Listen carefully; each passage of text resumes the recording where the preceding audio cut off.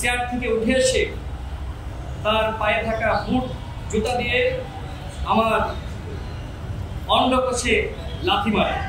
দিশেহারা হয়ে বারবার তার পা জড়িয়ে ধরতে যায়। তিনি এতটাই অমানবিকভাবে আমাকে নির্যাতন শুরু করেছিলেন যে আমি আর কোনো কুল কিনারা খুঁজে পাচ্ছিলাম না। এখনো পর্যন্ত কি এই কুখ্যাত এডিসি ইশতিয়াকের মতন 2019-এর র্যাবের বিজিবি ওই খুনিদেরকে গ্রেপ্তার করা হয়েছে? আসসালামু আলাইকুম প্রিয় সাংবাদিক ভাইরা, আমি ভুক্তভোগী হিসেবে আজকে আন্তর্জাতিক অপরাধ ট্রাইব্যুনালে বাদী হয়ে মামলার অভিযোগ দায়ের করেছি।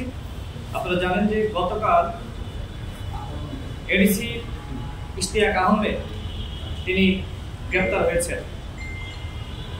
আমি এর আগে মৌখিকভাবে আন্তর্জাতিক অপরাধ ট্রাইব্যুনালকে তার বিষয়ে জানিয়েছিলাম এবং একাধিক গণমাধ্যমে আমি বক্তব্য দিয়েছি। বিশেষ করে চেন্নাইতে আমার একটি সাক্ষাৎকার নেওয়া হয়েছিল। সেই সাক্ষাৎকারটি আমি আপনাদের সকলে শুনেছেন।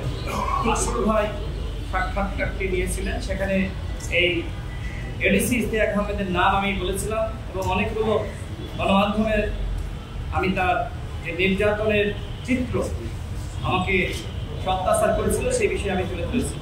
আমরা যে অভিযোগ দিয়েছি সেই অভিযোগের বিষয়ে আমি যে লিখিত বক্তব্য আমি নিজেই বাদী, সেই বক্তব্য আপনাদেরকে আমি শোনাচ্ছি।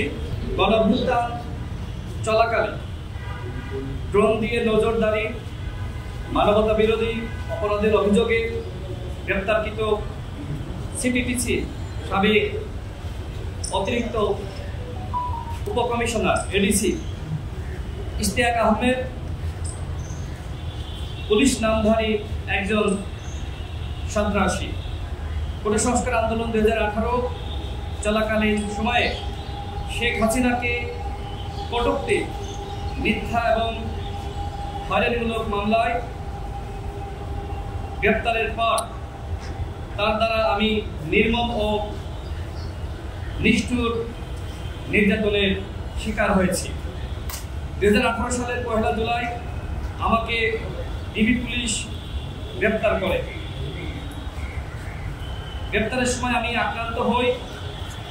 এই সময় ডিএমপিতে নিয়ে যাওয়ার পর আমার পা দিয়ে রক্ত ঝরার কারণে আমাকে পুলিশ হাসপাতালে চিকিৎসার জন্য ভর্তি করানো হয়।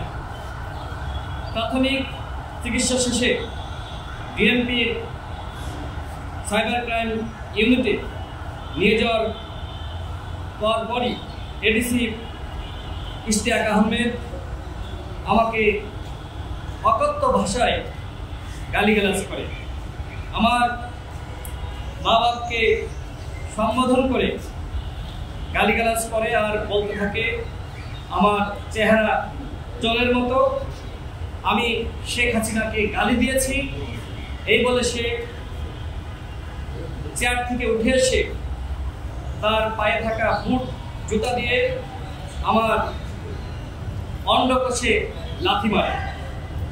আমি তখন চিৎকার করে উঠি। সে আমাকে চট থাপ্পড় লাথি ঘুষি মারতেই থাকে। এ সময় আমি দিশেহারা হয়ে বারবার তার পা জড়িয়ে ধরতে যাই।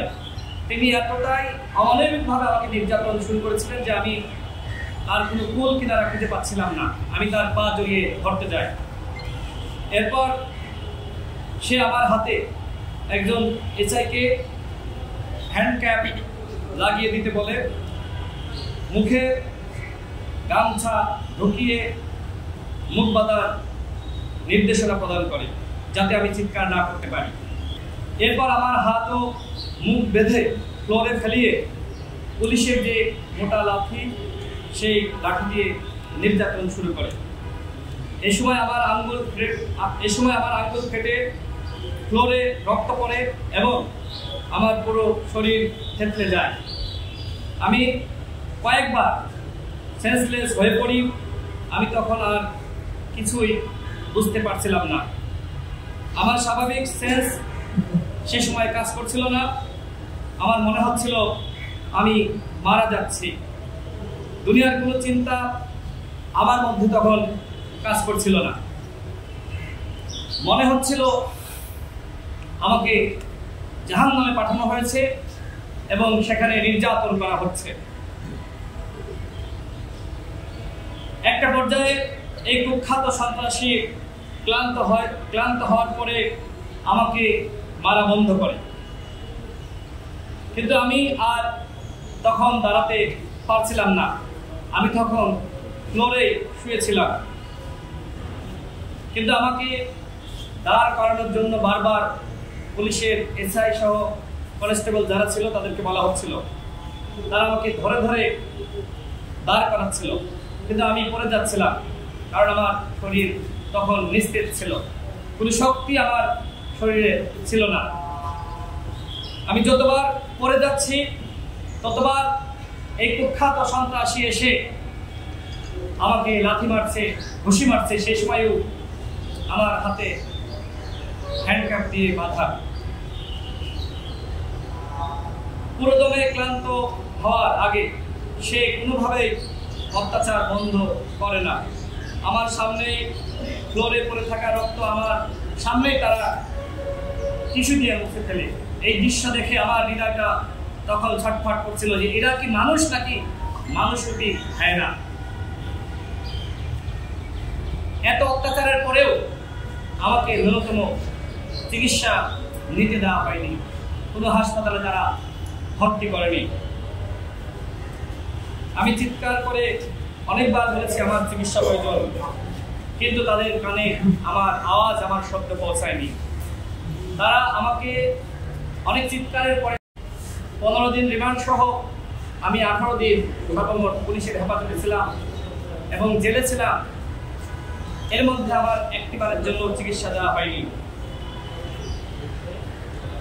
জেল থেকে বের হয়ে আমি সাথে সাথে হাসপাতালে ভর্তি হই এবং এরপরে চিকিৎসা নিই। এই নির্যাতনের পর থেকে প্রায় আমার প্রেশার লো হয়ে যায়, আমার শরীর নিস্তেজ হয়ে পড়ে। এখনো হাত পা ও শরীরের ব্যথায় ঠিক মতো ঘুমাতে পারি না, ঘুমের মধ্যে আটকে উঠি। জেল থেকে বের হওয়ার পর দীর্ঘদিন আমি ঘুমের মধ্যে চিৎকার করে উঠতাম। এই এডিসি ইশতিয়াক আহমেদ আমার মতো অসংখ্য মানুষকে নির্যাতন করেছে। যেহেতু 2018 সালের কোটা সংস্কার আন্দোলনকে কেন্দ্র করে পুনরায় 2024 সালের কোটা সংস্কার আন্দোলন এবং গণঅভ্যুত্থান, সে 2018 সাল থেকে 24 সাল পর্যন্ত ষড়যন্ত্রের সাথে লিপ্ত ছিল, অর্থাৎ এডিসি ইশতিয়াক আহমেদ। সে শিক্ষার্থীদের যে কোনো আন্দোলন হলে সে ষড়যন্ত্র করত, কীভাবে ড্রোন ক্যামেরা দিয়ে কারা কারা যুক্ত আছে তাদেরকে শনাক্ত করা যায়, কারা নেতৃত্ব দিচ্ছে তাদেরকে গ্রেপ্তার করা যায়, সেই কাজের সাথে সে যুক্ত ছিল। আমি একজন 2000 শহীদ হয়েছে, প্রতিটা শহীদের বিপরীতে যদি একজনকে আপনি গ্রেপ্তার করেন পুলিশের, র্যাবের, বিজিবির, তারপরে সংখ্যাটা দাঁড়ায় 2000। এখনো পর্যন্ত কি এই কুখ্যাত এডিসি ইশতিয়াকের মতন 2000 পুলিশের, র্যাবের, বিজিবির ওই খুনিদেরকে গ্রেপ্তার করা হয়েছে? আন্তর্জাতিক অপরাধ ট্রাইব্যুনাল তারা স্বচ্ছভাবে কাজ করছে।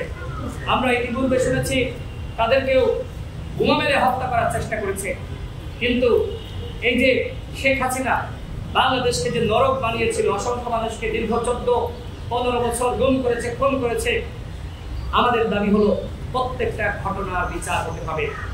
আর এই জন্য আন্তর্জাতিক অপরাধ ট্রাইব্যুনাল তারা শুধুমাত্র একটি শাখার মাধ্যমে কাজ করলে দ্রুত সময়ের মধ্যে এই বিচার হবে না। বিচার যত ধীরে হবে এই অপরাধীরা পালিয়ে যাবে, বিভিন্নভাবে বিভিন্ন ছত্রছায়ায় তারা আশ্রয় প্রশ্রয় পাবে।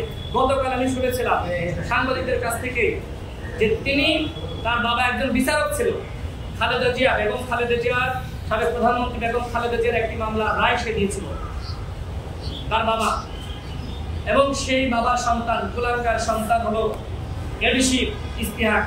আমি তার সর্বোচ্চ শাস্তি চাই। আমি শুনেছিলাম গতকাল সে নাকি জামিন পেয়ে যেতে পারে, তাকে বিভিন্নভাবে ছেড়ে দেওয়া হতে পারে, আবার কথা হলো তাকে ছাড়া যাবে না। আরো যারা যারা ভুক্তভোগী রয়েছেন আপনারা আসুন, তার নামে মামলা করুন। এরকম অসংখ্য পুলিশের ক্যাডার, সন্ত্রাসী যারা রয়েছে তাদের প্রত্যেকের নামে মামলা করতে হবে। পুলিশ সংস্কার কমিশন গঠিত হয়েছে, কিন্তু এখনো পর্যন্ত পুলিশের সন্ত্রাসীদেরকে গ্রেপ্তার করা হচ্ছে না।